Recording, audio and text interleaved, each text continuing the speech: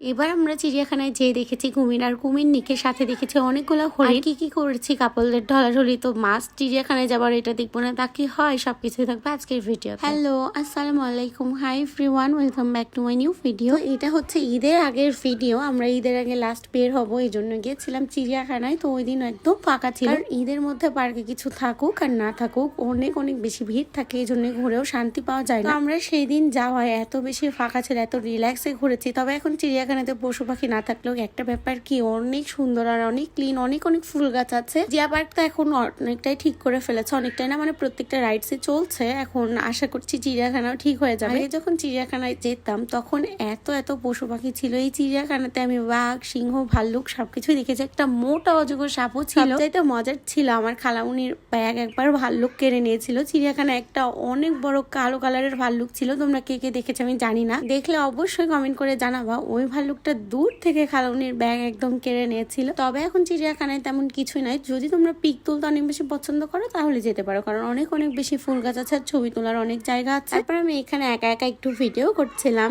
একদম বাতাস ছিল না, প্রচুর গরম। তো রাব্বি আবার সাইড থেকে বলছিল বিধবা। তারপর একটা ফুল নিলাম। আসলে ফুলটা পারলে তো সবার অনেক বেশি সমস্যার, পারাও ঠিক নাই, জন্য আমি ফুল পারিনি। তবে আমি যখন ভিডিও পোস্ট করেছিলাম তখন সবাই এত এত কমেন্ট করছিল। আমি যখন যাই আশেপাশে দেখি সবাই ফুল পাচ্ছে, সবাই সবার গার্লফ্রেন্ডকে দিচ্ছে, নিজেরাও নিচ্ছে, ছবি তুলছে। মানুষের অভ্যেসই এটা, না জানলে বিষও হজম করে ফেলে আর জানলে ভালো জিনিসও সহ্য হয়। এদিকে আমি অনেক অনেক রিলস দেখেছি ইনস্টাতে যে এই ফুলটা দিয়ে সুন্দর করে রিং বানায় পরাই দেয়, আর তাই সেও আমাকে অনেক সুন্দর করে ফুল দিয়ে রিং বানায় পরাই দিচ্ছিল আর একদম পারফেক্ট করেছিল। এটা আমার কাছে খুবই ভালো লেগেছে। আসলে ফুল ব্যাপারটা এত বেশি সুন্দর, ছোট হোক বা বড়, ফুল দিলেই মানুষের মন খুশি হয়ে যায়। কার হয় না হয় আমি জানি না, তবে আমার তো অনেক বেশি ভালো লাগে। তোমরা অনেকেই বেশিরভাগই আমাকে অনেক বেশি সাপোর্ট করো, অনেক সুন্দর সুন্দর কমেন্টও করো, তাদেরকে অনেক বেশি থ্যাংক ইউ। আর কিছু কিছু মানুষ আছে হুটহাট করে এত বাজে কমেন্ট করে, তো আমার খুবই খারাপ লাগে, তারপরে আমি ওইগুলো ডিলিট করে দিই। আর একটা দুইটা মানুষ আছে যারা আমাকে সামনে বলে যে হ্যাঁ অনেক সুন্দর হচ্ছে, অনেক সুন্দর ভিডিও হচ্ছে, এইভাবে করবা সেইভাবে করবা। তারা খুব ইন্সপায়ার করে, দেখায় যে হ্যাঁ ভালো হচ্ছে। তো তারপরে তারা কি করে আমার পিছে যে এত বাজে কথা